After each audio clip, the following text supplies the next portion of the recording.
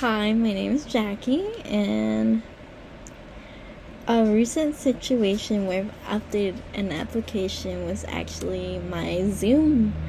I had recently updated it, and I guess the software settings resetted itself on my Mac because I had also updated my Mac. And a little struggle there because I was trying to share my screen and it wasn't allowing me to share my screen, and I told my teacher, I was like, I don't know what's happening. Let me check what the problem is, and I'll get back to you.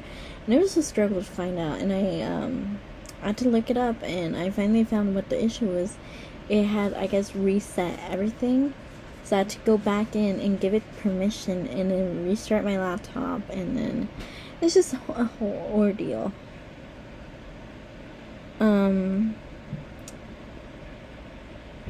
I don't think I had any issues installing Zoom. It was pretty easy.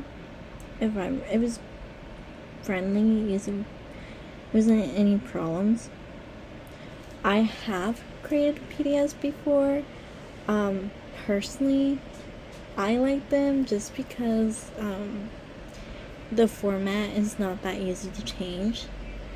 Especially in a classroom where students will sometimes erase words or accidentally delete a paragraph or something. With PDFs, the format stays the same, so they can't really do that.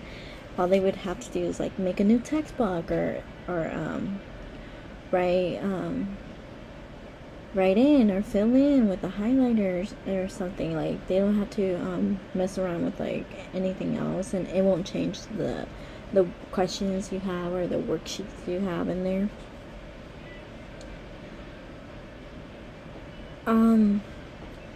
I've used Chrome all my life, and I personally like it better than Safari just because it's very easy access and compatible with a lot of devices. I had Windows before, and Chrome just really did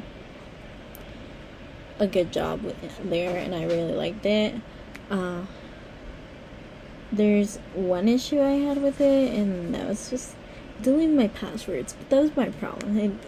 I had not kept it up to date, and when I finally decided to update it, it deleted everything. It was a sad day for me, but that's part of my problem. But I think Chrome is such a good program, especially for PDFs, because if you have a Windows laptop or something outside of a Mac, which is not as easy to make a PDF,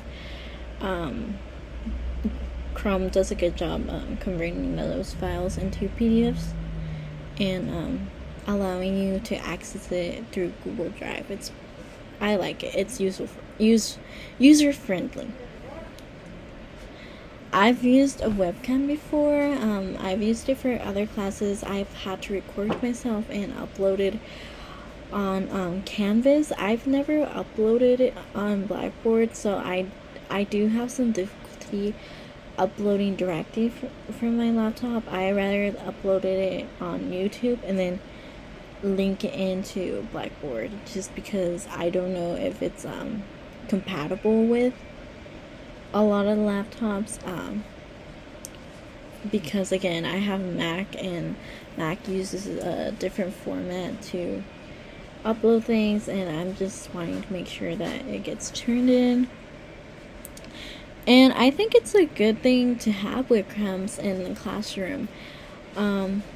Whenever I was in my observation class, we had a student who was in quarantine because of his mother, and he would zoom in, and he was so happy just seeing his fellow peers in class. It's so sweet. I think it makes it easier for students who might not have access to go into a classroom and just seeing their friends in the classroom.